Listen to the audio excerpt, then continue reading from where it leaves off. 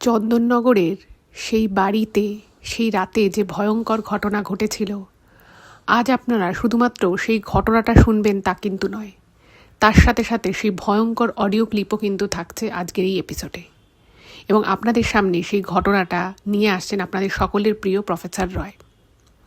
তাছাড়াও সেই ঘটনাটা তো আপনারা শুনবেনই, তার আগে আমি আপনাদেরকে যেমন রেগুলার একটা করে ইমেল পড়ে শোনাই, সেটা তো থাকছেই, তার সাথে থাকছে একটা চমকপ্রদ একটা অলৌকিক ঘটনা, যে ঘটনাটা আপনারা কিন্তু কোনোভাবেই ব্যাখ্যা করতে পারবেন না। এটা কিন্তু একদম সত্যি ঘটনা, এবং এই অলৌকিক ঘটনাটা শোনার পরে আপনারা বুঝতে পারবেন যে ভগবানের আশীর্বাদ যদি মাথার উপরে থাকে, তাহলে মিরাকেল কথাটা যেটা আমরা অনেক সময় শুধুমাত্র শুনে থাকি, সেই মিরাকেল কিন্তু আজকের ডেটেও ঘটে।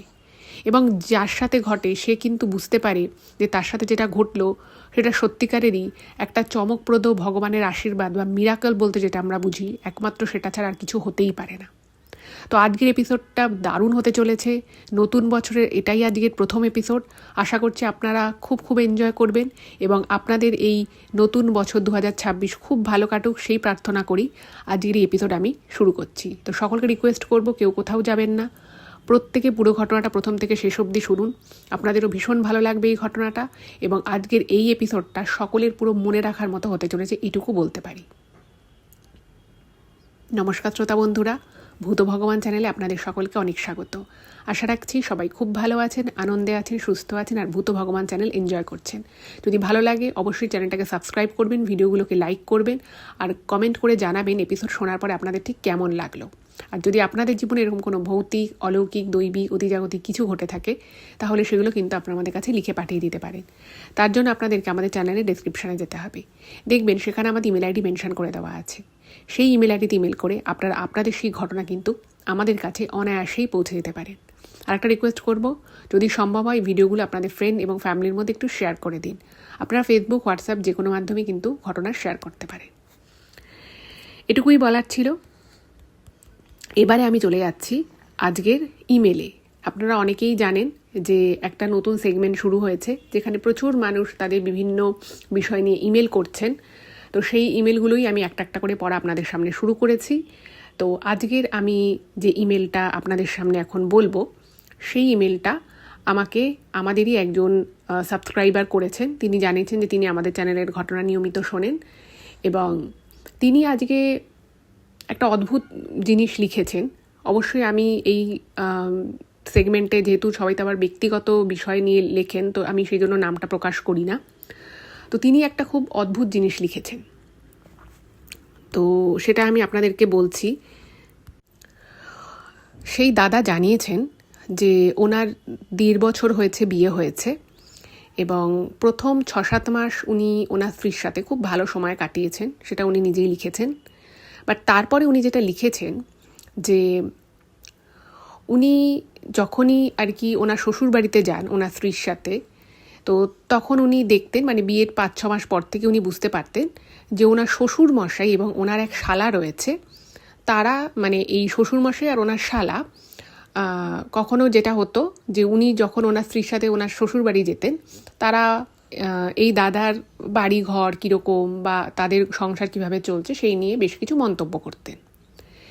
এবার 5-6 মাস জাস্ট বিয়ে হয়েছে, তো উনি তখন কি করতেন, ওনার শ্বশুর মশাই বা ওনার শালা বাবু যেগুলো বলতো সেগুলোকে উনি শুনতেন, খুব মন দিয়ে শুনতেন, এবং ওনাকে বিভিন্ন সাজেশান দিতেন যে তোমাদের ঘরের এই জায়গাটা ঠিক নেই, এই জায়গাটা এরকম করো, বা এটা এইভাবে করলে তোমাদের ভালো হবে। তো এগুলোকে উনি কিন্তু খুব পজিটিভ ওয়েতেই নিতেন। কিন্তু উনি যেটা জানিয়েছেন যে এর কিছুদিন পর থেকে ওনার শ্বশুরমশাই এবং ওনার শালা কন্টিনিউয়াসলি ওনার পারিবারিক বিষয় বিভিন্ন রকমের মন্তব্য করতে থাকেন, এবং সেটা রেগুলার বেসিসে করা শুরু করেন। এবং সেই জায়গা থেকে ওনার স্ত্রীও কিন্তু প্রথম কিছু না বললেও পরবর্তী সময় ওনাদের ঘর বাড়ি কীরকম, যেভাবে ওনাদের সংসার চলছে, ইভেন বাজার করা, আলমারিতে জিনিস রাখা, এই ধরনের ছোটোখাটো বিষয় নিয়ে ওনার স্ত্রীও কিন্তু ওনার সাথে বিভিন্ন রকম কথাবার্তা বলে একটা ঝগড়া, অশান্তি সৃষ্টি হতে থাকে। এবং বিভিন্ন সময় যেটা হতো, ওনার শ্বশুরমশাই ফোন করে এই ভদ্রলোককে আর কি বলতো যে তোমাদের বাড়িতে এটা ঠিক হচ্ছে না, এটা কীভাবে করো, ওটা ঠিক হচ্ছে না সেভাবে করো, এবং ওনার শালাও সেম কাজটা করতেন। এবার প্রথম উনি এগুলোকে নিয়ে অতটা মাথা ঘামাতেন না, কিন্তু পরবর্তী সময় আস্তে আস্তে উনি বুঝতে পারেন যে ওনার শ্বশুরমশাই এবং শালা খুব বেশি ওনাদের পারিবারিক বিষয়ের মধ্যে কথা বলছে। তো একদিন উনি কি করেন, ওনার স্ত্রীকে নিয়ে তার বাপের বাড়ি যায় এবং গিয়ে এই ভদ্রলোক খুব ভালোভাবেই ওনার শ্বশুরমশাইকে এবং ওনার শালাকে বলে যে আমি সব ব্যাপারটা ঠিকঠাক দেখছি, আপনার মেয়ের কোনো অসুবিধে হচ্ছে না, তো আপনারা এই বিষয় নিয়ে এত কথা বলার আপনাদের দরকার নেই, আমি ব্যাপারটা বুঝে নিয়েছি। খুব ভালোভাবেই খুব বিনীতভাবেই উনি বলেন। তো এখানে দাদা যেটা লিখছেন যে এই কথাটা বলার পরে ওনার শ্বশুরমশাই এবং ওনার শালা দুজনে আরও রেগে যায় এবং ওনাকে আরও অনেক রকমের কথা শোনাতে থাকে। সেটা শুনে ন্যাচারালি ওনার খুব খারাপ লাগে এবং উনি দেখতেন যে ওনার স্ত্রীও কিন্তু বিভিন্ন রকম ছোটোখাটো বিষয়, যেগুলো আর কি একটা ইস্যু হওয়া উচিতই নয়, সেসব বিষয়েও যথেষ্ট অসন্তোষ প্রকাশ করতেন এবং এই নিয়ে ওনার সাথে ওনার স্ত্রীর একটা ঝামেলা অশান্তি লেগেই থাকছিল। 2 মাস আগে উনি যেটা লিখেছে যে 2 মাস আগে উনি এই পারিবারিক অশান্তি এড়ানোর জন্য উনি একটা ঠাকুর বাড়ি থেকে একটা তাবিজ নিয়ে আসেন, পুরো বিষয়টা বলে, এবং তাবিজটা ওনার স্ত্রীকে বিভিন্ন রকম কথাবার্তা বলে আয় উন্নতি বাড়বে, ভালো হবে, এইসব বলে উনি ওনার স্ত্রীকে তাবিজটা পড়ার জন্য দেন। এবার ওনার স্ত্রী প্রথমে পড়তে চায় না, তারপরে বলে যে না, তুমি যদি এটা পড়ো তাহলে আমার ভালো হবে, এই হবে সেই হবে, সব তোমারও ভালো হবে, শরীর স্বাস্থ্য ঠিক থাকবে, সব বলে মেয়েটি পড়েও নেয়। এবারে উনি যেটা লিখেছেন যে 2 মাস উনি ওনার স্ত্রী ওটা পড়ে, তো তারপরে আবার ওনার বউ যখন বাপের বাড়ি যায়, সেখানে গিয়ে তার বাড়ির লোক সেই তাবিজটা দেখতে পেয়েছে, হাতে পড়েছিল, তো বলেছে এই তাবিজটা কেন পড়েছিস? তো ওনার স্ত্রী বলে দিয়েছে যে আমাকে স্বামী এনে দিয়েছে, আমি এই কারণের জন্য পড়েছি। তো সেখানে সেটা নিয়েও একটা বচসা হয়, সঙ্গে সঙ্গে ওনাকে ফোন করে ওনার শ্বশুরমশাই যে কেন তুমি আমার মেয়েকে তাবিজ পড়তে দিয়েছো, এইটা নিয়ে আবার একটা ঝামেলা অশান্তি হয়। যাই হোক, তো ওনার স্ত্রী ওটা ওখানেই ওনার বাপের বাড়িতে থাকাকালীনই ওটা খুলে ওখানেই ফেলে দিয়ে চলে আসে। এবারে আবার যখন উনি ওনার স্ত্রীকে উনি শ্বশুরবাড়িতে নিয়ে আসেন, সেখানে এসে আবার উনি চেষ্টা করে ওনার স্ত্রীকে অন্যরকমভাবে একটু বুঝিয়ে সুঝিয়ে তাবিজ পড়ানো, কিন্তু সেই তাবিজটার ওনার স্ত্রী পড়তেও চাইছে না। আর যেখান থেকে তাবিজটা নিয়ে এসেছে সে বলেছে আবার যে তাকে আর কি উনি গিয়ে বলেছে যে তাবিজটা পড়ছে না, তো কিছু একটা অন্য কোনো উপায় করা যেতে পারে কিনা। তো তখন তারা নাকি যেখান থেকে তাবিজটা নিয়েছিল সে বলেছে না কিছু করা যাবে না, তাবিজ যদি না পড়ে তাহলে কোনো যে কারণে আর কি তাবিজটা পড়ানো সেটা কিছুই হবে না। তো উনি লিখেছেন যে ম্যাডাম, আপনি তো অনেক ধরনের ঘটনা বলেন, অনেক ধরনের মন্ত্রতন্ত্র, অনেক কিছু বিষয় আপনি বলেন, তাহলে কিছু একটা বলুন যাতে এই ওনার উনি মেনলি চাইছেন যে ওনার শ্বশুরবাড়ির ইন্টারফারেন্সটা যাতে একটু কমে। তো এটাই ওনার ইমেলের বক্তব্য। এবার প্রথম ব্যাপার হচ্ছে যে উনি যেহেতু জিনিসটা জিজ্ঞেস করেছেন, প্রথম কথা আমি বলবো যেটা হচ্ছে যে এই ধরনের তাবিজ কবজে কিন্তু অ্যাটলিস্ট আমি খুব একটা বিশ্বাস করি না। আর এই জিনিসটা আপনি নিজে কথা বলে আপনার স্ত্রীর সাথে কথা বলে এবং তার বাড়ির লোক যারা আছে তাদের সাথে কথা বলেই আপনাকে এটা মেটাতে হবে। কারণ ধরুন কোনো একটা জিনিস আপনি করলেনও, তাতে হয়তো খুব সীমিত সময়ের জন্য হয়তো আপনি কিছু একটা ফল হয়তো বা দেখবেন বা নাও দেখতে পারে, সেই চান্সই বেশি। আর এই ধরনের তাবিজ পড়েই যদি সব কিছু হয়ে যেত তাহলে মানুষ তো কোনো কিছু কাজকর্মই করতো না, বা কোনো কিছুকে সর্ট করার জন্য যে চেষ্টাটা সেটাই করতো না। আপনি যেটা লিখেছেন সেটা একদমই ঠিক, খুব বেশি ইন্টারফেয়ারেন্স সত্যি সেটা ভালো নয়। আর যদি সেটা কিছু পজিটিভ দিক থেকে হয় সেটা তো তাও ওয়েলকাম করা যায় সেটাকে, কিন্তু প্রতিটা ছোটোখাটো বিষয়ে যদি কেউ বা অন্য বাড়ি থেকে যদি এরকমভাবে যদি ইনপুট আসতে থাকে, অবশ্যই সেটা আপনাদের শান্তিকে বিঘ্নিত করবে, এটা খুব স্বাভাবিক ব্যাপার। কিন্তু এটার সমাধান না কোনো তাবিজ কবজ বা কোনো মন্ত্র নয়, এটার সমাধান আপনাদের নিজেদেরকেই বার করতে হবে এবং সেটা আলোচনা করে নিজেদের মধ্যে কথা বলে তাহলেই কিন্তু বিষয়টা হবে। হয়তো কোথাও কোনো বোঝার ভুল হচ্ছে, আপনার উচিত আপনার স্ত্রীকে আগে বোঝানো, কারণ আপনার স্ত্রী যদি আপনাকে ভালোবাসে, আপনি যদি আপনার স্ত্রীকে ভালোবাসেন, তাহলে আপনাদের বন্ডিংটা এতটা মজবুত হবে যে অন্য যে কেউ হোক না কেন তারা কিন্তু এই আপনাদের সম্পর্কের মাঝখানে এসে কথা বলতে পারে না বা বলবেও না। আপনার স্ত্রী যদি একবার বুঝে যায় না, ওই নিজে ওর বাবাকে বা ওর দাদাকে কনভিন্স করবে যে তোমরা আমার শ্বশুরবাড়ির বিষয়ে এত কথা বলো না। অবশ্যই বলবে, কেন বলবে না? কিন্তু অতিরিক্ত সেটা মেয়ের বাবা মাই হোক বা ছেলের বাবা মাই হোক, তারা যদি অতিরিক্ত বেশি স্বামী স্ত্রীর মধ্যে কথা বলে তাহলে কিন্তু সম্পর্কের অবনতি হওয়া অবশ্যম্ভাবী। সেটা কিন্তু কোনো তাবিজ কবজ, কোনো মন্ত্রতন্ত্র কিচ্ছু করতে পারবে না। তাই আপনারা আগে আপনাদের নিজেদের সম্পর্কটাকে মজবুত করুন, একে অপরকে আরও ভালো করে বুঝুন, জানুন, কথা বলুন মন খুলে, দেখবেন এই সমস্যা একদম ইজিলি সমাধান হয়ে গেছে। কিন্তু আপনার স্ত্রীকেও এটা বুঝতে হবে যে এটা তার সংসার, তার জীবনের ব্যাপার, সব বিষয়ে তার বাবা মা, সেটা ছেলের বাবা মা হোক বা মেয়ের বাবা মা হোক, কেউই যদি খুব বেশি ইন্টারফেয়ার করে না, তাহলে সম্পর্কটা অবশ্যই অবনতিই হবে, ভালো কিছু হবে না, এটা খুব স্বাভাবিক বিষয়। তো আমার মনে হয় আপনি আগে আপনার স্ত্রীর সাথে কথা বলুন, খুব ভালো করে মন খুলে কথা বলুন, আমার মনে হয় সমস্যার সমাধান হয়ে যাবে। আর তার জন্য কিন্তু কোনো তাবিজ কবজের প্রয়োজন নেই, কারণ এই ধরনের তাবিজ কবজে প্রথমত হচ্ছে এগুলো আদৌ 95% ক্ষেত্রেই কোনো কাজ করে না, এগুলো জাস্ট ভুলভাল। আর এটা এমন কোনো সমস্যা নয় যেটার কোনো সমাধান হয় না, তো এটার সমাধান আছে। আপনারা ভালো করে একে অপরের সাথে কথা বলুন, একে অপরকে বুঝুন, তাহলে সমস্যার সমাধান হয়ে যাবে। এই ঠান্ডার মধ্যে বারবিকিউ করতে তো দারুণ লাগে আমাদের সকলেরই, কিন্তু সবার কাছে তো সেই বারবিকিউ সেট আপ থাকে না, তাই না? আর ভাবুন, এরকম ঠান্ডার মধ্যে যদি ছাদে বন্ধুবান্ধব বা ফ্যামিলি নিয়ে যদি একটা বারবিকিউ পার্টি করা যায়, কেমন হবে? তো অ্যামাজনে সেই জন্য হোম বারবিকিউ সেট আপ পাওয়া যাচ্ছে ভীষণই রিজনেবল প্রাইসে, যেখানে আপনারা কাঠকয়লা জ্বালিয়ে পুরো সেট আপটা রয়েছে, একদম ক্লিন সেট আপ, যেটার জন্য আপনাদেরকে যে জায়গাটায় করবেন সেখানটা কোনো রকম কোনো নোংরা হবে না, অপরিষ্কার হবে না। সেখানে কিন্তু আপনারা একসাথে অনেকগুলো স্কিওয়ার দিয়ে কিন্তু আপনারা খুব সুন্দরভাবে, খুব কনভিনিয়েন্টলি বারবিকিউ করতে পারবেন। তো আমি সেই হোম বারবিকিউ জিনিসগুলোর যে সেট আপ রয়েছে, পুরো মেশিনটাই পাওয়া যাচ্ছে, সেটা আমি লিঙ্ক এই এপিসোডের ডেসক্রিপশানে শেয়ার করছি। যদি মনে হয় একবার লিঙ্কে ক্লিক করে প্রোডাক্টটা দেখে নিতে পারেন, ভীষণই রিজনেবল প্রাইসে পাওয়া যাচ্ছে এবং খুবই কনভিনিয়েন্ট। আগে আমার বাড়িতেও একটা ছিল, তো যদি ভালো লাগে অবশ্যই কিন্তু একবার দেখবেন। এটুকুই বলার ছিল। এবারে আমি চলে যাচ্ছি ঘটনায়। আচ্ছা, এইবারে আমি প্রথমে আপনাদেরকে একটা সত্যি অলৌকিক ঘটনা এখন বলবো, এবং এই ঘটনাটা শোনার পরে আপনারা সরাসরি চলে যাবেন প্রফেসর রয়ের কাছে এবং ওনার মুখ থেকে শুনবেন সেই ভয়ঙ্কর অভিজ্ঞতার কথা যেটা চন্দননগরে ঘটেছিল। তো আমি প্রথমে আপনাদেরকে একটা সত্যি অলৌকিক ঘটনা বলছি। এই ঘটনাটা ঘটেছে মে 2007-এ এবং এটা কিন্তু ক্যালিফোর্নিয়ারই ঘটনা। তো একজন ভদ্রমহিলা, যার নাম ছিল লরি কোবেল, তো সেই ভদ্রমহিলার 3টে বাচ্চার মধ্যে 2টি ছিল মেয়ে, 1টি ছিল ছেলে। তো তিন ছেলে মেয়ে, তাদের একজনের নাম ছিল কেল, যার বয়স ছিল 5, একজনের নাম ছিল এমা, যার বয়স ছিল 4, এবং আরেকজনের নাম ছিল কেটি, তার বয়স ছিল 2। এবার এই 3 ছেলে মেয়েকে নিয়ে লরি কোবেল একটা মিনি ভ্যান ড্রাইভ করে যাচ্ছিলেন। এবার আপনারা তো জানেন এখানকার ফ্রিওয়েতে প্রচণ্ড স্পিডে গাড়ি চলে। এবার কোনো একটা ভাবে উনি গাড়ির প্রতি নিয়ন্ত্রণ কিছুক্ষণ পরে হারিয়ে ফেলেন এবং গাড়িটা গিয়ে একটা বড় ট্রাকের সাথে ধাক্কা খায়। বুঝতেই পারছেন, গাড়িতে 3টে বাচ্চা রয়েছে, উনি গাড়িটা ড্রাইভ করছিলেন এবং কোনোভাবেই নিয়ন্ত্রণ হারিয়ে গাড়িটা একটা ট্রাকের সাথে ধাক্কা লাগে, এবং যে ধাক্কাটা লাগে তার ফলে একটা বিশাল বড় অ্যাক্সিডেন্ট হয় এবং খুব আনফর্চুনেট একটা ঘটনা ওনার সাথে ঘটে যায়। সেটা কি? সেটা হচ্ছে যে ভদ্রমহিলা তো বেঁচে যান, বাট ওনার 3টে সন্তানই এই অ্যাক্সিডেন্টের ফলে গুরুতরভাবে আহত হন এবং খুব আনফর্চুনেটলি 3টে সন্তানই মারা যায়।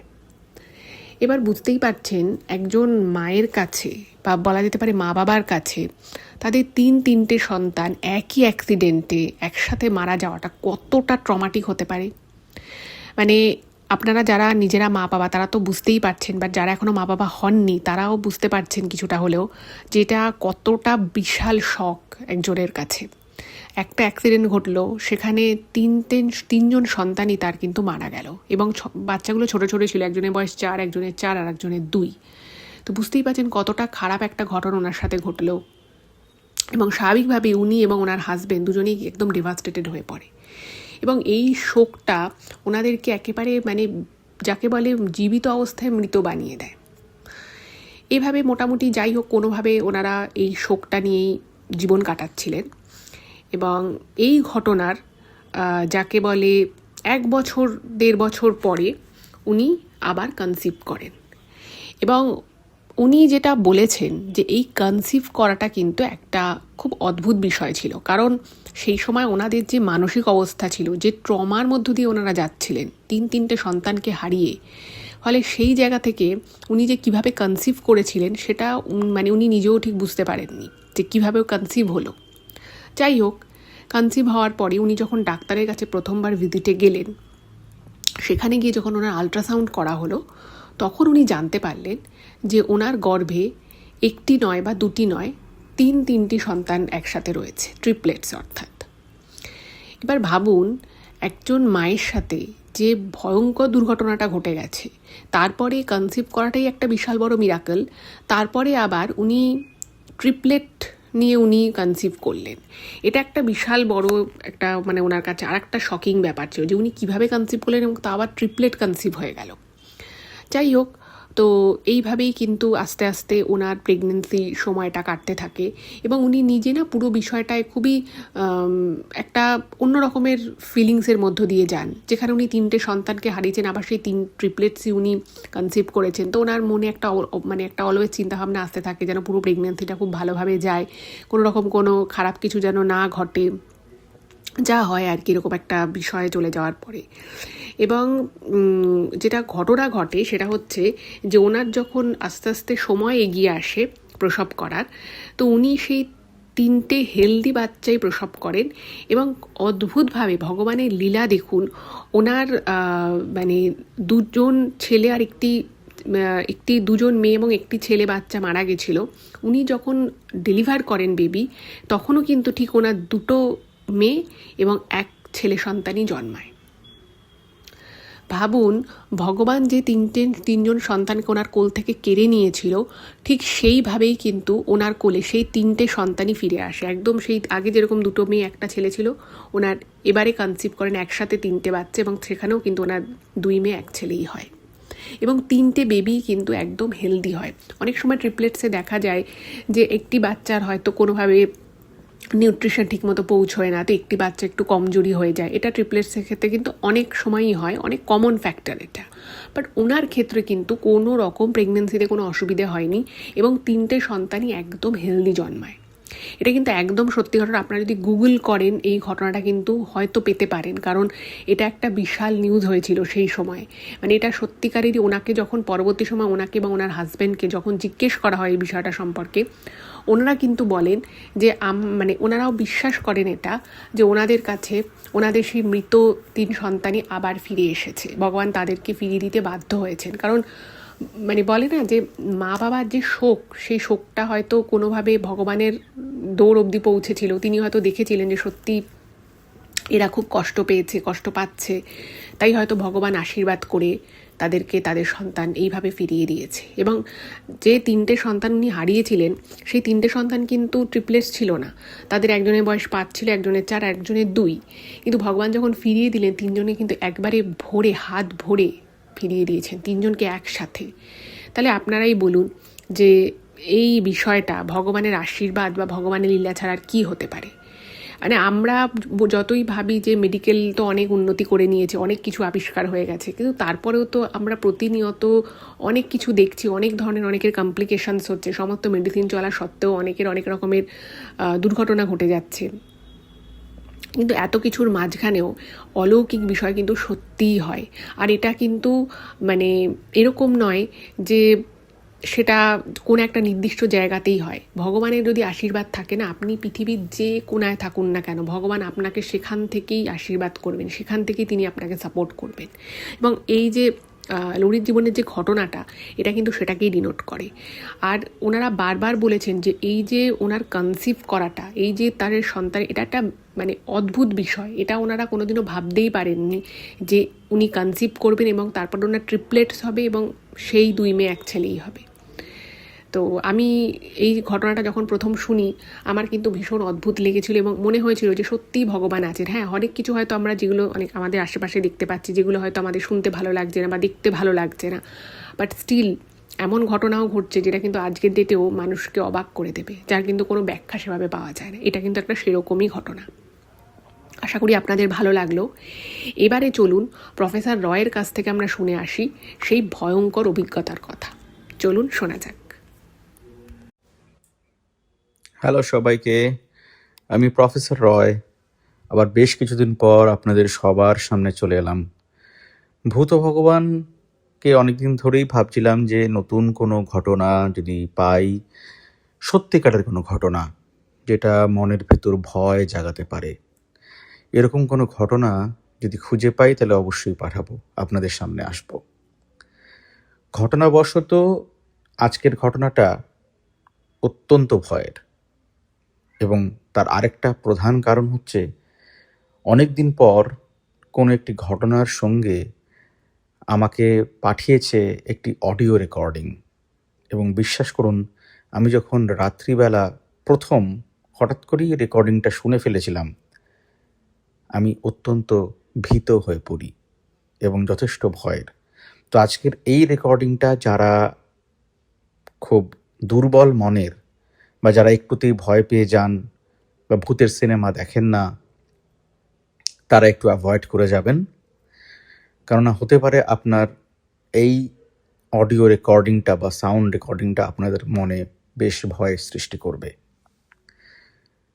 তো আবার সবাইকে ধন্যবাদ জানিয়ে আমি আবার ঘটনাটা শুরু করছি, কারণ আপনারা অনেকেই চেয়েছেন যে আমি ফিরে আসি নতুন কোনো ঘটনা নিয়ে। তাই আপনাদের ভালোবাসাতেই আবার চলে এলাম। আবার প্রতিদিনের মতোই বলি, আজকে যখন এই মুহূর্তে ঘটনাটা রেকর্ড করছি তখন ঠিক 11:18 বাজে, রাত্রি 11:18।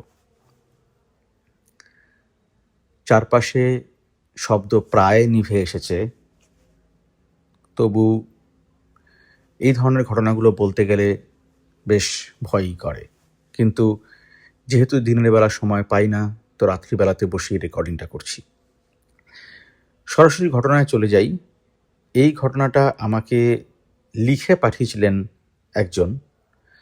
তারপরে আমি তার সঙ্গে, যেহেতু আমি সরাসরি ইমেল বা এই ধরনের ঘটনা এইভাবে শুনে আমি বলতে ভালোবাসি না, তার জন্য আমি ঘটনাটা সম্পর্কে জানার জন্য ফোন করি। ফোন করে ওনার সঙ্গে কথা বলি। শুধু ওনার সঙ্গে নয়, অনেক সময়তেই কি হয় যে একজন মানুষ ভীত এবং সন্ত্রস্ত হয়ে পড়ে, কিন্তু সেটা তার মনের ভুল হতে পারে বা কোনো মানসিক প্রবলেম হতে পারে। কিন্তু একই ঘটনা যখন অনেকে একসঙ্গে ফিল করে বা আলাদা আলাদা করে ফিল করে, তখন সেই ঘটনার সত্যতাটা অনেকটাই বেশি বৃদ্ধি পেয়ে যায়। তার জন্য আমি অলওয়েজ চেষ্টা করি যে যোগাযোগ করে বা ফোন করে কথা বলে ঘটনার সত্যতা যাচাই করার জন্য। আমি আমার তরফ থেকে বলতে পারি যে ঘটনাটা আপনাদেরকে আমি শোনাতে চলেছি, সে ঘটনাটা আমার মনে হয়েছে 100% সত্যি, এর ভেতর মিথ্যে হওয়ার কোনো চান্স নেই। কিন্তু এই ঘটনাটা আমি ব্যাখ্যা করতে পারিনি, তাই আপনাদের সামনে ঘটনাটা নিয়ে আসছি। এই ঘটনাটা ঘটেছে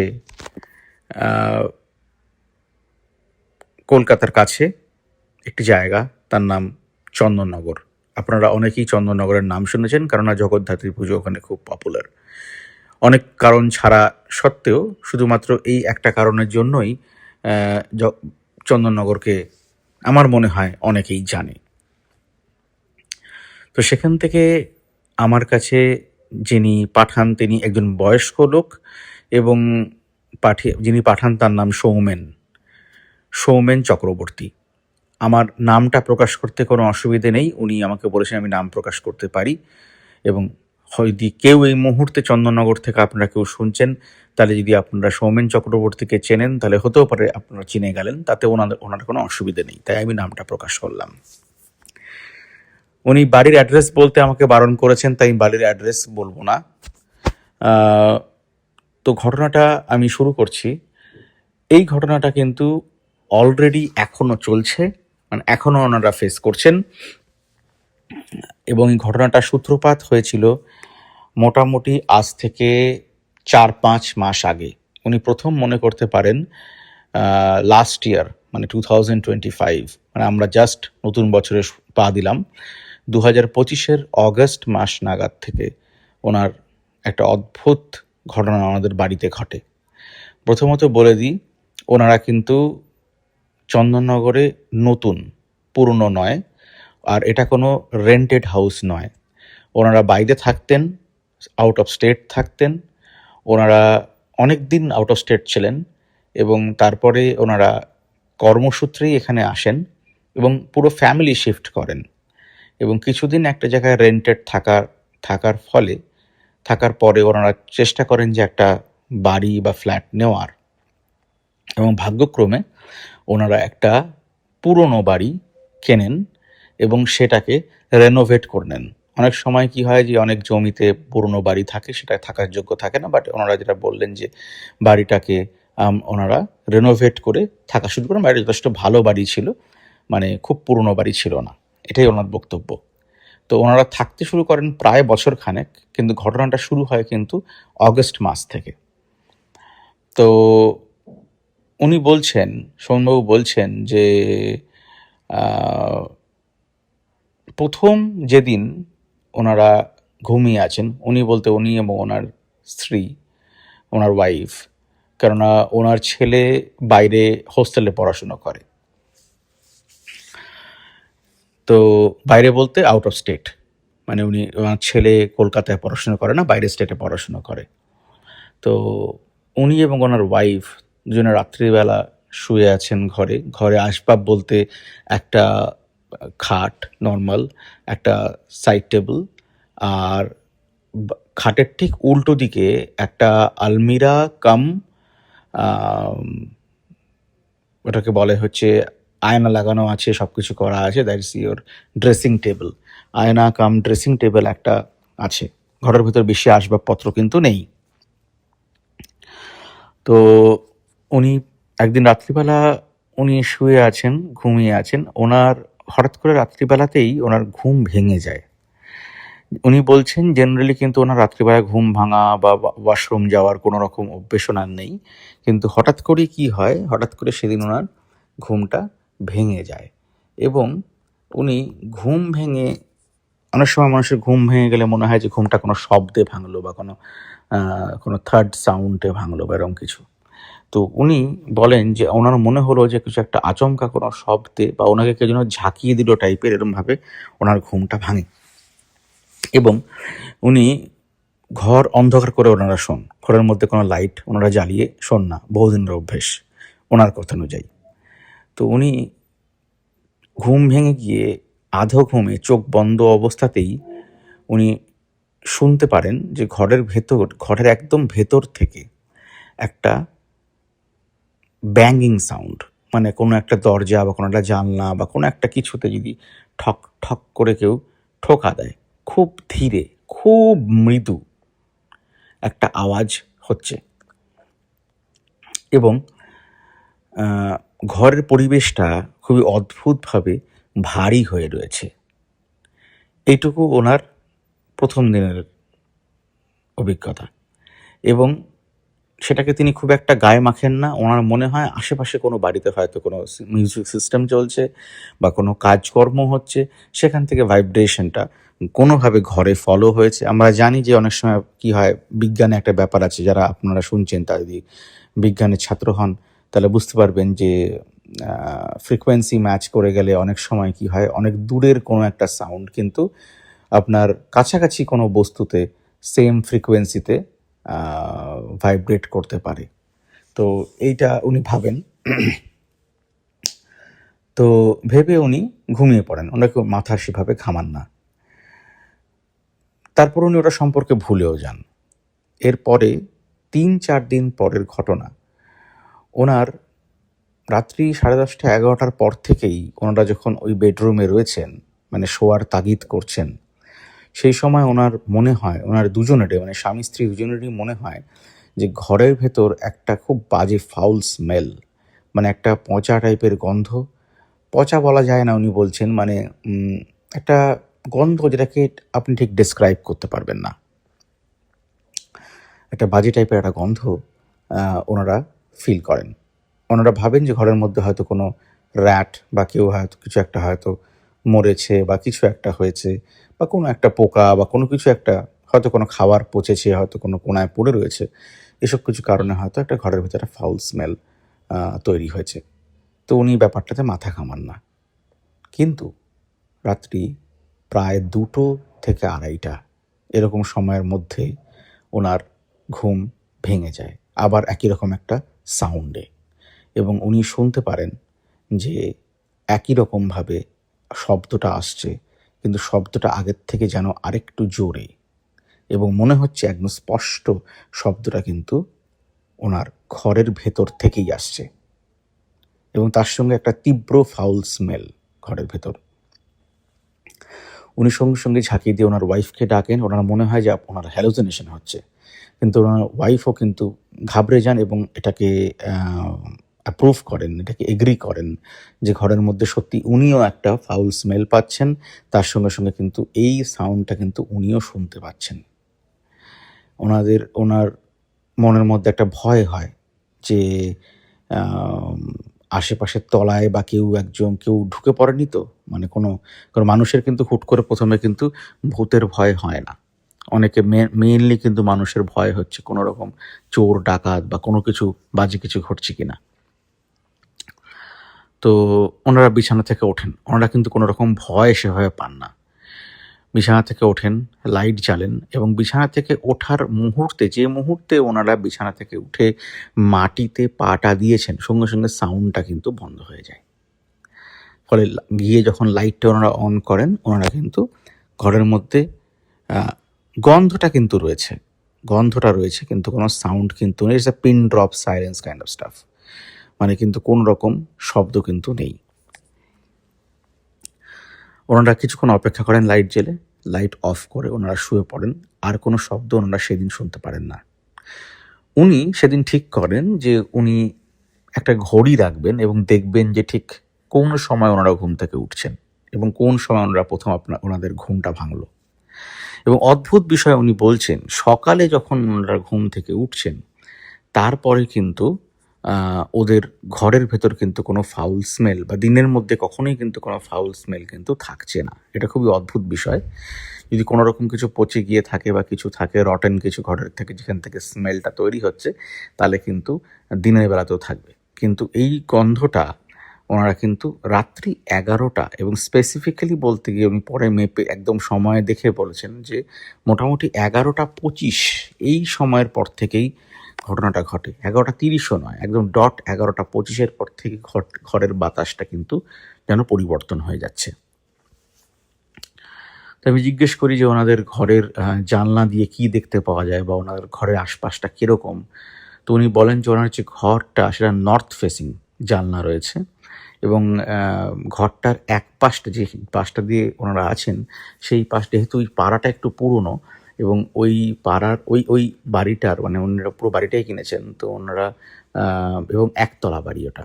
তো ওনার সামনে মানে জানলা দিয়ে তাকালে কিছুটা ডিস্টেন্সে বেশ পুরনো ঝোপঝাড় হয়ে রয়েছে এবং তারপরে একটা মোটামুটি 5 ফিট মতো একটা পাঁচিল রয়েছে এবং পাঁচিলের ওপাশে একটা খালি জায়গা বলবো না, মানে কারোর বাড়ি ছিল, সেটা হয়তো বাড়িটা ভেঙে গেছে বা নেই, এবং সেখানে একটা বেশ ল্যান্ড মতো রয়েছে এবং সেখানে প্রচুর গাছগাছালি হয়ে রয়েছে, ঝোপঝাড় হয়ে রয়েছে, খুব একটা যে পরিষ্কার বা ওরম কিছু নয় জায়গাটা। তো এইরকম হচ্ছে পুরো আশপাশটা এবং দূরে সামনে কোনো কনস্ট্রাকশন সাইটও নেই বা কোনো কিছু নেই যেখান থেকে ধরনের কাজকর্ম হতে পারে। তো এই ঘটনাটা হওয়ার পরে ওনাদের মনের মধ্যে একটা খারাপ লাগা শুরু হয় যে প্রতিদিন রাত্রিবেলা এরকম বাজে গন্ধ ঘরের ভেতর হয়ে আসছে। and they also try to use some room fresheners and all. কিছু রুম ফ্রেশনার ইউজ করার চেষ্টা করেছিল, কিছু সেন্ট বা পারফিউম দেওয়ার চেষ্টা করেছিল ঘরের ভিতর থেকে এই গন্ধটাকে দূর করার জন্য, কিন্তু কোনোভাবেই এটা দূর হচ্ছে না। ইভেন কাজের লোককে বলে খাটের তলা থেকে শুরু করে সব কিছু পরিষ্কার করার পরেও কিন্তু এই গন্ধের ব্যাপারটা কিন্তু যাচ্ছে না। তো এরপরে প্রায় 5-6 দিন কেটে গেছে, কোনো অসুবিধে হয়নি। ওনারা ভাবেন হয়তো একটা সাময়িক কিছু একটা ছিল, কোনো কারণেই হোক সেটা কেটে গেছে।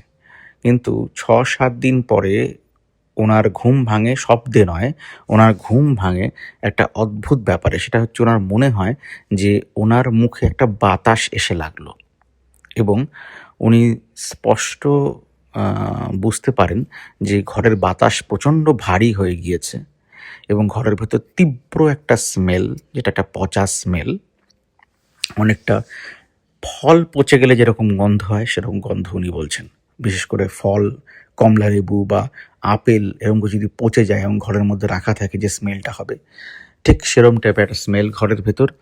এবং এবং উনি মোবাইল নিয়ে শুতেন যাতে যাতে সময়টা দেখতে পাওয়া যায়। উনি মোবাইলটা বার করেন এবং মোবাইলটা বার করে উনি সময় দেখেন ঠিক রাত্রি 2:10 বাজে।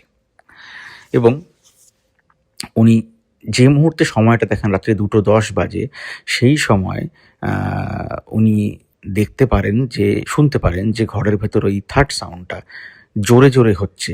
এবং উনি প্রায় অবশ হয়ে যাওয়ার মতো অবস্থা। উনি দেখতে পারেন, বুঝতে পারেন যে শব্দটা আসছে ওনার ঠিক কাবার্ডটা থেকে। এবং উনি জানেন না কাবার্ডটা উনি রাত্রিবেলা নিজে খুলে রেখেছিলেন কিনা। এবং কাবার্ডের যে দরজাটা, দুদিকে দুটো কাবার্ড আছে, কাবার্ডের একটা দরজা, একটা পাল্লা আর কি, একটুখানি ফাঁক হয়ে আছে এবং পরিষ্কার মনে হচ্ছে ভেতর থেকে শব্দটা ঠক ঠক করে শব্দটা আসছে। এবং ওনার হাতে যেহেতু মোবাইলটা ছিল, উনি ডিসাইড করেন যে উনি এটা রেকর্ড করবেন, কারণ যদি ওনাকে কাউকে বোঝাতে হয়, কাউকে বলতে হয়, তাহলে এই রেকর্ডিংটা ওনার দরকার। উনি প্রথমে ভিডিও রেকর্ড করার চেষ্টা করেন, কিন্তু সামহাও সেদিন ওনার ফোনে ব্যাটারি সেরকম ছিল না, বা কোনো একটা কারণে রেকর্ডিং করতে গেলে রেকর্ডিংটা কোনোভাবেই হচ্ছিল না। এটা উনি আমাকে বলেন। তো আমি প্রথমে বললাম যে আপনি কেন ভিডিও রেকর্ডিং করতে পারতেন। তো তো উনি বলছেন যে না, ভিডিও রেকর্ডিং করার চেষ্টা উনি করেছিলেন, কিন্তু ভিডিও রেকর্ডিং সামহাও সে সময় হচ্ছিল না। তো উনি বাধ্য হয়ে যে নর্মাল অডিও রেকর্ডার থাকে, সেই অডিও রেকর্ডিং উনি করেন। এবং তিনি যখন শুরু করেন অডিও রেকর্ডিংটা, তখন থার্ড সাউন্ড হচ্ছিল প্রথমে, এবং হতে হতেই তিনি একটা অদ্ভুত জিনিস লক্ষ্য করেন। সেটা হচ্ছে ওনার পাশে ওনার ওয়াইফ শুয়ে আছে, এবং প্রতিটি শব্দের তালে তালে ওনার ওয়াইফের মুখ দিয়ে একটা বিকৃত শব্দ বেরিয়ে আসছে। আপনি ভেবে দেখুন আপনারা সবাই, উনি ওনার পাশে শুয়ে আছে এবং উনি দেখেন যে ওনার ওয়াইফের মুখটা ধীরে ধীরে হা হয়ে প্রকাণ্ড হায় কনভার্ট হচ্ছে, এবং শব্দটা ক্রমাগত হচ্ছে কাবার্ডের ভেতর থেকে। আর ওনার তালে তালে, শব্দর তালে তালে ওই ভদ্রমহিলার, মানে ওনার ওয়াইফের মুখ দিয়ে একটা অদ্ভুত শব্দ, ওই শব্দটা এতটাই পিকিউলিয়ার, একটা অদ্ভুত শব্দ বেরোচ্ছে। আপনারা শব্দটা শুনতে পারবেন। আমি ফাইলটা এখানে অ্যাড করে দিতে বলেছি। আমি ফাইলটা এদেরকে ভূত ভগবানকে পাঠিয়েছি, ওনারা নিশ্চয়ই ফাইলটা এখানে অ্যাড করে দেবেন। তবু বলে দিচ্ছি আবার, দুর্বল হৃদয় হলে শুনবেন না। তো উনি রেকর্ডিংটা করেন, এবং এবং কিছুক্ষণ পর রেকর্ডিংটা বন্ধ করে দেন, কারণ ওনার ওয়াইফের মুখটা বিকৃত হয়ে যাচ্ছিল ওনার কথায়। এবং তারপরে রেকর্ডিংটা বন্ধ করে দিয়ে উনি ফোন করেন ওনার চেনা লোকদেরকে। অনেকেই এত রাত্রি হয়ে গিয়েছে, তবু ওনার রিলেটিভ কাছে পিঠে থাকতেন, উনি ফোন করেন। এত ভয় পেয়ে গেছিলেন উনি যে কেউ ডাক্তার ডাকতে হবে। উনি ডাক্তারও ডাকেন যে ওরকম মুখ বেঁকে যাচ্ছে। তো সেই মুহূর্তে ওনাকে হসপিটালে নিয়ে যাওয়া হয়, কিন্তু কিছুই পাওয়া যায়নি, কোনো কিছুই পাওয়া গেল না। কোনো হসপিটাল থেকে বলা হলো যে কোনো কিছু অসুবিধে নেই, সব রকম টেস্টও করা হয়। পরবর্তী প্রায় মাসখানেক ধরে ভদ্রমহিলার মাথার সিটি স্ক্যান থেকে শুরু করে সব কিছুই ওনারা বাদ রাখেননি। পরিবারের লোকজন বলেন যে না, এটা কোনো স্বাভাবিক ব্যাপার নয়। তো অদ্ভুত বিষয় হচ্ছে, এই রেকর্ডিংটা, এই প্রথম একটা অদ্ভুত সময়ের রেকর্ডিং উনি কিন্তু পাঠাতে পেরেছেন আমাকে। এবং এই রেকর্ডিংটা আপনারা, অডিও ফাইলটা আপনারা শুনলে আপনারা বুঝতে পারবেন যে আমি কী ধরনের সাউন্ডের কথা বলছি আর কী ধরনের গোঙানির কথা বলছি। এটা খুব একটা স্বাভাবিক নয়, আমার তো তাই মনে হয়। আপনারা শুনুন, আপনারা বিচার করবেন, এবং অবশ্যই আপনারা জানাবেন এটা শুনে আপনাদের কীরকম লাগলো। অবশ্যই কমেন্টসে জানাবেন এই ব্যাপারটা।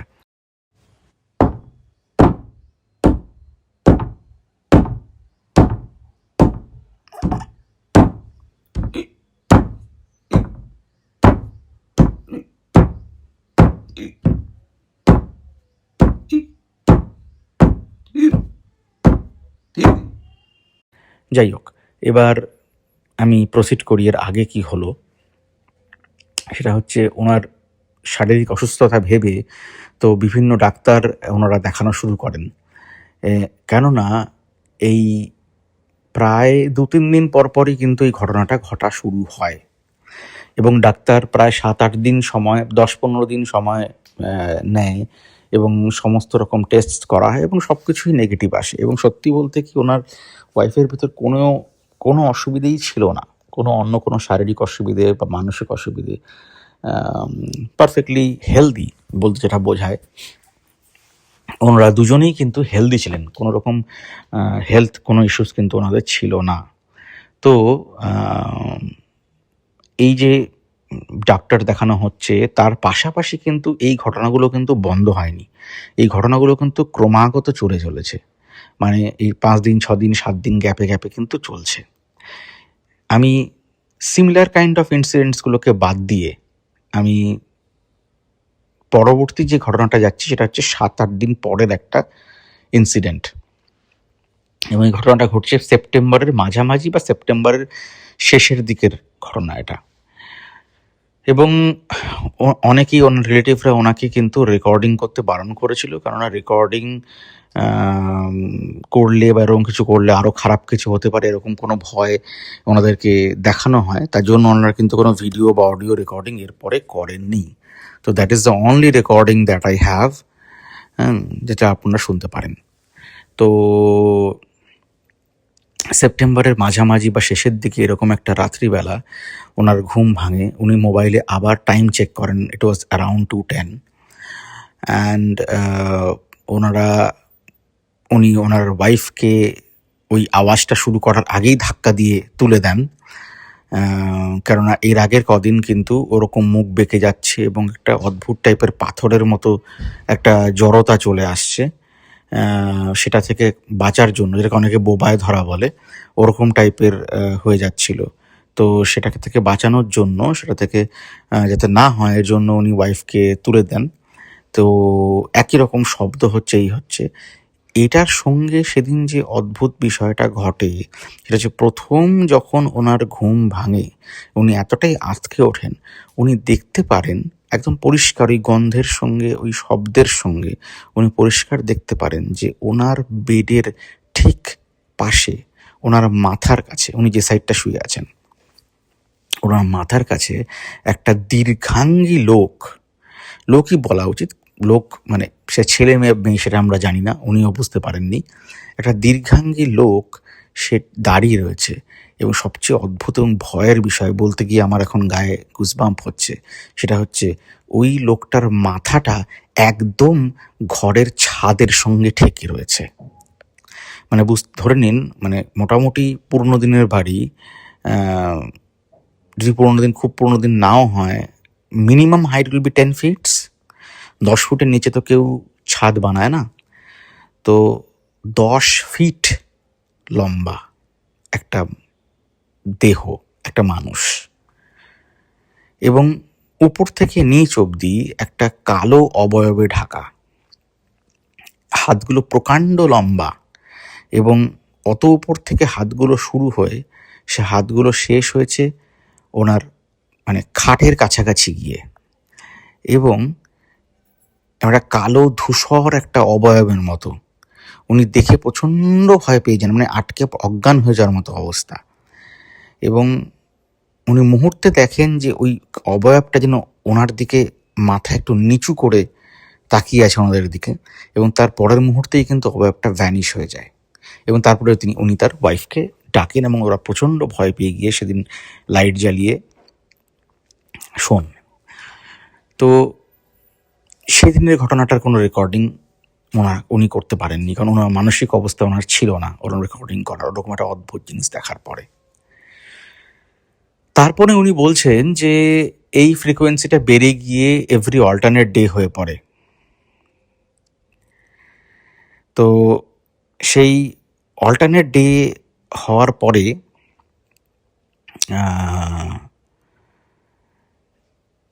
যে ওনারা মানসিকভাবে এতটাই ভেঙে পড়েন, এতটাই ভয়ঙ্করভাবে মানসিকভাবে ভেঙে পড়েন যে এইভাবে রাত্রিবেলা ওনারা দেখছেন, ওনার রিলেটিভসরা বলে যে এই বাড়িটায় না থাকতে, এই বাড়িটায় না থাকতে, বা কোনো একটা প্রবলেম নিশ্চয়ই বাড়িটার ভেতর রয়েছে যেটা কোনোভাবে ট্রিগার হয়ে গিয়েছে, তো এই বাড়িটায় কিন্তু একদম থাকা চলবে না। তো ওনাদের পক্ষে এত কিছু করে ওনারা এখানে নতুন এসে এখানে বাড়ি, এতগুলো পয়সা খরচা করে বাড়ি কিনেছেন, তারপরে বাড়িটা এভাবে ছেড়ে চলে যাওয়া, it's not easy for everybody. কিন্তু এরকম একটা মানসিক অবস্থায় টানা প্রায় 2 মাস থাকার পরে ওনাদের কিন্তু আর কোনো উপায় ছিল না। তো ওনারা কি করেন যে বাড়ি ছেড়ে চলে যান, সত্যি সত্যি বাড়ি ছেড়ে। এই প্রথম একজন আমি ঘটনা দেখলাম যে হি টুক দ্য কারেক্ট জাজমেন্ট, কারণ এরকম অবস্থা নিয়ে কখনোই রিস্ক নেওয়া উচিত নয়। আমি বহুবার ঘটনায় বলেছি, যখন এটা বেড়ে চলেছে কোনো একটা কারণ নিশ্চয়ই রয়েছে, এই ধরনের প্যারানর্মাল জিনিসপত্র হয়ে থাকে। তো উনি জায়গাটা ছেড়ে চলে যান এবং উনি রেন্টে চলে যান, মানে উনি ওই জায়গার ভেতরেই থাকেন, মানে চন্দননগরেই থাকেন, কিন্তু উনি নিজের বাড়ি ছেড়ে দিয়ে রেন্টে চলে যান, এবং রেন্টে চলে যান একদম অন্য একটা পাড়ায়, এত আশেপাশেও থাকতে চান না। এবং উনি সেই রেন্টে গিয়ে কিন্তু তারপর থেকে কিন্তু রেন্টে যাওয়ার পরে কিন্তু তারপর থেকে আর কোনো রকম প্রবলেম কিন্তু আর হয়নি, মানে ওই বাড়িটাতে কিন্তু ওই রকম কিন্তু প্রবলেম কিন্তু হয়নি। এই প্রবলেম যে হয়নি এইটা আমি বলছি কতদিন, এটা আমি বলছি প্রায় মাসখানেক, মাস দুয়েক ওনারা থাকেন। আমরা জানি রেন্টের খরচ অনেক বেশি, আপনার নিজের বাড়ি রয়েছে, তার জন্য লোন রয়েছে, তারপরেও আপনি বাইরে করছেন। তো ওনারা ভাবেন যে না, এর একটা কিছু তো বার করতে হবে, যে কী প্রবলেম হয়েছে সেটা অ্যাটলিস্ট খোঁজ করা, বা এটাকে যদি বাড়িটাকে যদি শুদ্ধ করা যায়, বা দরকার পড়লে ওনারা বাড়িটাকে রেনোভেটের জায়গায় বাড়িটাকে ভেঙে একটা ঘর করে দেবেন, এরকম ওনারা ভাবেন। কিন্তু নিজের বাড়ি কেনার পরে যার লোন চলছে যে বাড়ির, আহ, অন্য জায়গায় রেন্ট নিয়ে থাকাটা তো খুব একটা সুবিধার ব্যাপার নয়। তার জন্য ওনারা কি শুরু করেন, ওনারা খোঁজ নেওয়া শুরু করেন যে কে এটা সম্পর্কে জানাতে পারবে। বাড়ি কেনার সময় ওনারা খোঁজ খবর নিয়েছিলেন, কিন্তু কোনো রকম কিছু পাননি। কিন্তু এখন এই ঘটনাটার পরে ওনারা আরও অনেক ডিপ সার্চ শুরু করেন। ওনারা আশেপাশে দোকান, আশেপাশের লোকজন যারা এখানে বহুদিন ধরে আছে তাদের সঙ্গে যোগাযোগ শুরু করেন। এরকম যোগাযোগ করতে করতে অদ্ভুতভাবেই একটা সবজিওয়ালা, খুবই অদ্ভুত বিষয় এটা, একটা সবজিওয়ালা যারা এই সবজি ইসে করে র্যাকে করে ভ্যানে করে মানুষের বাড়ি বাড়ি দিয়ে যায়, সেরকম একটা সবজিওয়ালার সঙ্গে ওনার দেখা হয় ওই বাড়ির কাছেই। কারণ উনি দিনের বেলা যেতেন এবং দিনের বেলা চাবি দিয়ে খুলে দেখে আসতেন সব ঠিকঠাক আছে কিনা, এবং ওনার চেষ্টা করতেন যদি কিছু খবর আদায় করা যায়, কিছু খবর জানা যায়। তো এরকমই একটা সবজিওয়ালা থেকে সেদিন উনি তলায়, তখন জিজ্ঞেস করে আপনি কি এখানে থাকেন, তখন বলছে হ্যাঁ। তখন উনি জিজ্ঞেস করেন যে তুমি কি এখানে আগে কে থাকতো, বা তারা ছেড়ে চলে গেল কেন। তখন ওই সবজিওয়ালা প্রথম সেন্টেন্সটা যেটা বলে সেটা হচ্ছে বাড়ি তো ভালো না। তখন বলছে বাড়ি ভালো না, বলছে হ্যাঁ এই বাড়িতে তো প্রচুর লোক, মানে আপনি কিনেছেন, আপনি আসার আগেও তো এখানে প্রচুর লোক এরাকেও কিনেছে, মানে বাড়িটা টোটাল হয়তো 10 বছরের পুরনো, কিন্তু মালিক প্রায় 4 থেকে 5 জন। মানে এই সবজিওয়ালার কথায়, মানে এই ভেন্ডারের কথায়, যে এখানে উনি প্রায়ই নতুন লোক দেখেন এবং বাড়ি বন্ধ থাকে, আবার কিছুদিন খোলা থাকে, আবার বাড়ি বন্ধই থাকে। তো অনেকদিন পর এখান দিয়ে যাচ্ছিল বাড়িটায়, যেহেতু লোক দেখতে পারেন যে বাড়ি থেকে লোক যে বারান্দায় আছে, তখন এই জন্য তিনি হাঁক মারেন এবং দাঁড়ান। তো উনি বলেন যে এই বাড়িতে নাকি লোক টেকে না, এই বাড়িতে লোক, ওনার কথা অনুযায়ী ওনার বাড়িতে কিছুদিন পরপরই উনি নতুন লোক দেখেন এবং ম্যাক্সিমাম সময় বাড়ি বন্ধই দেখেন। এই ইনফরমেশনটা উনি পান। তারপরে উনি আরও কিছু আশেপাশের দোকান এবং আশেপাশের বাড়িতে গিয়ে যোগাযোগ করেন, এবং উনি বলেন ব্যাপারটা। এবং যখন উনি অলরেডি বলেন যে আপনারা বলতে পারেন, আমি অলরেডি জানি যে বাড়িতে একটা প্রবলেম হচ্ছে, আমাদের হচ্ছে, আপনারা যদি জানান তাহলে আমার হেল্প হয়। তখন উনি জানতে পারেন যে এই বাড়িটা সত্যিই একটা গন্ডগোল আছে, এবং এই বাড়িতে প্রায় তৈরি হওয়ার পরে 3 নম্বর বা 4 নম্বর, 3 নম্বরই যারা আর কি এই বাড়িটা কিনেছিল, তারা মানে সব কিছু দিয়েই বাড়িটা কিনেছিল, এবং বাড়িটা কেনার পরে এবং অদ্ভুত বিষয়, এই বাড়িটাকে কেউ কিন্তু ভাঙতে চায়নি বা ভাঙতে পারেনি। এদের কথায় সবাই ওটাকে একটু রেনোভেট করে একটু ক্লিন করেই থেকেছে, এবং বাড়িটা সবসময় ভালো থাকার কন্ডিশনটা কারণ হচ্ছে বাড়িতে কেউ বেশি থাকতেই পারেনি, এর জন্য বাড়িটা ভালোই আছে। এদের জন্য বাড়িটাকে একটু গুছিয়ে রং ঠং করে নিয়ে কেউ হয়তো পরিষ্কার করে থাকা শুরু করে দিয়েছে, বাড়িটা জরাজীর্ণ হয়নি। কিন্তু 3 নম্বর জন যে লোক ছিল, সে কিছুতেই বাড়ি ছেড়ে যেতে চায়নি, কেননা তার সমস্ত সম্বল দিয়ে উনি বাড়িটা কিনেছিলেন, এবং 5 মাস বা 6 মাস ওই বাড়িতে থাকার পর ওই বাড়ির ভেতরেই উনি একা থাকতেন, মানে সিঙ্গেল ফ্যামিলি, ওনার বাকি এক্সটেন্ড ফ্যামিলি অন্য কোথাও থাকতো, উনি একাই থাকতেন। মানে এই একজন প্রতিবেশীর কথায় ওই ভদ্রলোক ওই বাড়ির ভেতরেই সুইসাইড অ্যাটেম্প্ট করে এবং সুইসাইড করে। এবং আত্মহত্যা করে ফেলে। তো ওই জায়গাটা এবং তারপরে অনেক দিন, প্রায় বছর 3 এই বাড়িটা বিক্রি করা হয়নি, সেল হয়নি। বাড়িটা রং করে মালিক, মানে ওনার এক্সটেন্ডেড ফ্যামিলি, তারা ওটাকে রং ঠং করে ওনার ফ্যামিলির লোকজন যারা ছিল, যারা ওনার সঙ্গে থাকতেন না, হয়তো দূর সম্পর্কের কেউ, সেটাকে আলটিমেটলি সেল করে দিয়ে চলে যায়। তারপরেও একটা ফ্যামিলি মতো এখানে বোধহয় মাসখানেকের বেশি টিকতে পারেনি, তারা চলে যায়। এবং তারপরেই কিন্তু আপনাকে আমি দেখছি, তারপর আপনারা নিয়েছেন। তো এইটা শোনার পরে উনি দেখেন যে এতগুলো টাকা দিয়ে আছে, উনি বাড়িটাকে সেল করার চেষ্টা করেন, এবং কিন্তু এখনো পর্যন্ত এই বাড়িটা কিন্তু সেল হয়নি। এবং যেহেতু খবরটা এখন মোটামুটি সবাই জেনে গেছে ওই পাড়ায়, বা কেউ খোঁজ নিতে গেলে জেনে যাচ্ছে, ওনার পক্ষে কিন্তু বাড়িটা সেল করা আর সম্ভব হচ্ছে না। এবং উনি সত্যিকারের বলতে গিয়ে এখন আপনারা দেখবেন অনেক এই প্যারানর্মাল ইনভেস্টিগেটরস চলে এসছে। এই খবরটা পাওয়ার পরে বেশ কিছু আমি নাম নিচ্ছি না, বেশ কিছু প্যারানর্মাল ইনভেস্টিগেটরসরাও কিন্তু ওনাদের সঙ্গে যোগাযোগ করে। ওরা এসে কিন্তু ওখানে রাত্রিতে থাকার চেষ্টা করেছে, কিন্তু খুবই অদ্ভুত বিষয়, ওরা থাকা অবস্থায় কিন্তু এই যে ফাউল স্মেলটা বা শব্দটা কিন্তু হয়নি। তার জন্য এটার কিন্তু কোনো ঘটনা আপনারা হয়তো ইউটিউব বা কোথাও হয়তো পাবেন না।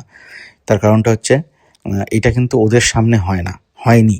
তো সৌম্যবাবুর ধারণা হচ্ছে এটা শুধুমাত্র একমাত্র বাড়ি যে কেনে বাড়ির মালিকের সঙ্গেই হয়, আর কেউ এটাকে কিন্তু সেভাবে দেখতে পারছে না বা অনুভব করতে পারছে না। কিন্তু ওদের যে কেটো মিটার থাকে, ওদের যে মিটারটা থ্রু দিয়ে ওরা দেখতে পায় যে ইএমএফ কোনো এনার্জি আশেপাশে আর আছে কিনা, যেটা 1 থেকে 5 হয়, বিভিন্ন রকম আলো জ্বলে, এখানে কিন্তু রেটিং কিন্তু অলওয়েজ ওই ঘরের ভেতর কিন্তু 4 থেকে 5 হয়ে থাকে। এটা কিন্তু একটা অদ্ভুত বিষয়, সেটা উনি লক্ষ্য করেছিলেন ওদের মেশিনে, ওদের ইনস্ট্রুমেন্টে, সেটা কিন্তু উনি আমাকে জানিয়েছেন। তো আমাদের ইচ্ছে আছে, কারণ আমার কিছু চেনাশোনা লোকজন রয়েছে, তাদেরও খুব ইচ্ছে ঘটনাটা শোনার পর যে তারা নিজেরা যাবে এবং নিজেরা পুরো রাত্রি ওখানে থেকে একবার এটা সম্পর্কে একটা ডকুমেন্টারি করার খুব ইচ্ছে আছে লোকজনের। তো দেখা যাক ওটা যদি কখনো হয়। বাট এই যে ব্যাপারটা, ওনারা কিন্তু এখনও রেন্টে রয়েছেন, এবং ওনারা চেষ্টা করছেন যে যদি কোনো চেনা বা কোনো ভালো যদি কোনো তান্ত্রিক বা কোনো পীর কাউকে দিয়ে যদি এই জায়গাটাকে যদি কোনোভাবে ক্লিনজিং করানো যায়, এই ঘরটাকে বা কিছুটাকে, কোনো একটা অভিশাপ বা কোনো একটা কিছু রয়েছে, বাট টিল নাও এটা সম্পূর্ণরূপে আননোন। উনিও জানেন না কেন ঘটনাটা ঘটছে, এবং আমিও এই মুহূর্তে জানি না। আপনাদেরকে আমি ঘটনাটা পুরোটা বললাম যে কিভাবে কি হচ্ছে। আপনাদেরকে একটা রেকর্ডিং আমি পাঠিয়ে রাখলাম, রেকর্ডিংটা অত্যন্ত ভয়ের। রেকর্ডিংটাতে এই যে সাউন্ডটা হচ্ছে, সাউন্ডটা আসছে হচ্ছে একটা কাবার্ডের ভেতর থেকে, এবং কাবার্ডের ভেতর খুললে দিনের বেলা নর্মাল জামা কাপড় রয়েছে, কাবার্ডের ভেতর কিন্তু কিচ্ছু নেই, কিন্তু কাবার্ডের ভেতর থেকে সাউন্ডটা আসছে। বলা ইম্পর্ট্যান্ট, এই কাবার্ডটা কিন্তু দেওয়াল আলমারির মতো, এই কাবার্ডটা কিন্তু ওরা বাইরে থেকে কিনে নিয়ে এসে লাগাননি, বা এটা কিন্তু ওনারা নিজেরা কেনেননি। এই কাবার্ডটা কিন্তু একটা দেওয়ালের সঙ্গে কানেক্টেড, দেওয়ালের সঙ্গে লাগানো। তো আপনারা বলতে পারেন যে আপনাদের কি মনে হয় যে এই সাউন্ডটার কি কারণ হতে পারে, এবং আপনারা সাউন্ডটা শুনুন। সর্বোপরি বলবো, এই যে ওনারা এখান থেকে বেরিয়ে এসেছিলেন, আর বেশি দেরি করেননি, তার থেকে হয়তো ওনাদের হয়তো আর্থিক ক্ষতি হচ্ছে, কিন্তু আলটিমেটলি কিন্তু ওনাদের কিন্তু কোনো রকম শারীরিক ক্ষতি বা মানসিক ক্ষতি থেকে কিন্তু ওরা অব্যাহতি পেয়েছে। এটা কিন্তু প্রচণ্ড ইম্পর্ট্যান্ট যে যখনই আপনারা এরকম কোনো জায়গায় কেউ ফেস করবেন, যেখানে আপনাদের মনে হচ্ছে যে একটা কিছু ঘটছে যেটা আপনারা ব্যাখ্যা করতে পারছেন না, বা আপনাদের মানসিক বা শারীরিক কোনো ইম্প্যাক্ট ফেলছে, আপনারা বেশি গবেষণার দিকে না গিয়ে সবচেয়ে আগে চেষ্টা করবেন সেখান থেকে কত সহজে বেরিয়ে আসা যায়। কারণ আমার মনে হয় বেরিয়ে আসাটা এক্ষেত্রে সবচেয়ে বেশি ইম্পর্ট্যান্ট, কারণ এরকম ঘটনা কিন্তু অনেক বড় ইম্প্যাক্ট ফেলে দিয়ে যায়। আমার প্রথমে মনে হয়েছিল হয়তো ওনারা ওখান থেকে বেরিয়ে আসলেও ওনাদের সঙ্গে ঘটনাটা চলতে থাকবে, যেরকম আমি আগেও অনেক ক্ষেত্রে শুনেছি যে এরকম নেগেটিভ এনার্জিটা অনেক সময় মানুষের সঙ্গে বা আত্মার সঙ্গে ক্লিং করে যায় বা আটকে যায়, সেটা কিন্তু তাকে তাড়া করে ফেরে। কিন্তু এনাদের ভাগ্য ভালো যে এটা কিন্তু ওই বাড়িটার ভেতরেই সীমাবদ্ধ, কোনোভাবে এটা বাড়ি থেকে বেরোতে পারছে না বা কারোর সঙ্গে ক্লিং করতে পারছে না। বা হতে পারে, আমার আরেকটা ঘটনাও মনে হয় যে ওই যে দেওয়াল আলমারিটা, বা ওই দেওয়ালটা ওটার সঙ্গে কোনো একটা ব্যাপার রয়েছে। হতেই পারে যে ওই বাড়িতে যারা ছিল তাদের মধ্যে কেউ বা কিছু একটা ওই আলমারির ভেতর লুকিয়ে রেখেছিল বা কাউকে হয়তো বন্দি করে রেখেছিল। জানি না, মানে এটা জাস্ট আমার চিন্তা বা আমার ভাবনা চিন্তা হতে পারে যে কী কারণ হতে পারে যে একটা বন্ধ কাবার্ডের ভেতর থেকে ঠক ঠক করে শব্দ হবে এবং তার সঙ্গে সঙ্গে ওনার ওয়াইফের মুখ বিকৃত হয়ে উঠবে এবং তার সঙ্গে সঙ্গে অদ্ভুত গোঙানির শব্দ ওনার মুখ থেকে বেরোবে এবং সেটা সত্যি ভয়ঙ্কর। তো যাই হোক, আজ আমি ঘটনাটা এখানেই শেষ করছি। ঘটনাটা যদি কোনো ফিউচারে উনি জানান যে ওনারা যেহেতু এই মুহূর্তে বিভিন্ন রকম সাধু সন্ন্যাসীর সংস্পর্শে এসে এটাকে একটু ঠিক করার চেষ্টা করছেন পুজো করে বা কিছু করে, যাই হোক বিভিন্ন রিচুয়ালসের মাধ্যমে এটাকে ঠিক করার বা ক্লিনস করার চেষ্টা করছেন, ভবিষ্যতে যদি ওনারা ওখানে ক্লিনস করতে পারেন বা ওখানে থাকতে শুরু করেন এবং এই ঘটনাটা যদি পুনরাবৃত্তি হয় বা না হয়, কোনো কিছুই হোক, আমি খবর রাখবো। আমি ৩-৪ মাস পর আবার ফোন করবো ওনাদেরকে, করে আপডেটটা আপনাদের আগামী কোনো ঘটনায় আপনাদের কাছে অবশ্যই নিয়ে আসবো। বাট আজকে এই ঘটনাটা এই অবধি। আপনাদের কেমন লাগলো জানাবেন। যারা অডিও ক্লিপটা শুনছেন, শুনে আপনাদের কি মনে হলো বা আপনাদের কি মনে হয় কাবার্ডের ভেতর থেকে আওয়াজটা আজও কেন আসছে, এটা অবশ্যই কমেন্টসে জানাবেন। তাহলে আপনার খুব ভালো লাগবে এবং বুঝতে পারবো যে আপনারাও এগুলো নিয়ে কীভাবে ভাবছেন। তো আর সর্বশেষে যেটা প্রতিবার বলি সেটাই বলবো যে এই ধরনের নেগেটিভ এনার্জি যখনই বুঝতে পারবেন সেখান থেকে দূরে থাকবেন, সেটাকে নিয়ে বেশি এক্সপেরিমেন্ট করতে যাবেন না। সবাই খুব ভালো থাকবেন। আজকের মতো এখানেই শেষ করছি। টাটা। প্রফেসর রয়ের এই ভয়ঙ্কর ঘটনাটা এবং বিশেষত সেই অডিও ক্লিপটা আমার তো দারুণ লেগেছে, মানে সত্যিই ভীষণ ভয়ের।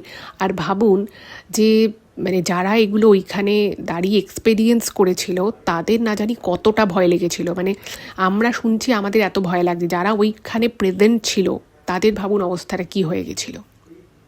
সত্যি কত কিছু চারিদিকে ঘুরছে, আমরা তার কত মানে খুব সামান্য অংশটাই হয়তো দেখতে পাচ্ছি বা শুনতে পাচ্ছি। এটাই মানে আমার খুব অদ্ভুত লাগে যে আমাদের এই পৃথিবীর মধ্যেই কত কিছু ঘটছে, কত কিছু, যেখানে একদিকে সায়েন্স এত উন্নতি করে নিচ্ছে, একদিকে কত কিছু অলৌকিক ঘটছে, আবার কত কিছু এই ধরনের ভৌতিক বিষয়ও হচ্ছে। যাই হোক, আজকের এপিসোড কেমন লাগলো জানাবেন। যদি ভালো লাগে প্লিজ চ্যানেলটাকে সাবস্ক্রাইব করবেন, ভিডিওগুলোকে লাইক করবেন। আর অবশ্যই প্রফেসর রয়কে অনেক ধন্যবাদ ওনার ব্যস্ত সময়ের মধ্য থেকে এইটুকু সময় বার করে আমাদের চ্যানেলে আসার জন্য। সবাই খুব ভালো থাকবেন, দেখা হবে আবার পরের এপিসোডে। নমস্কার।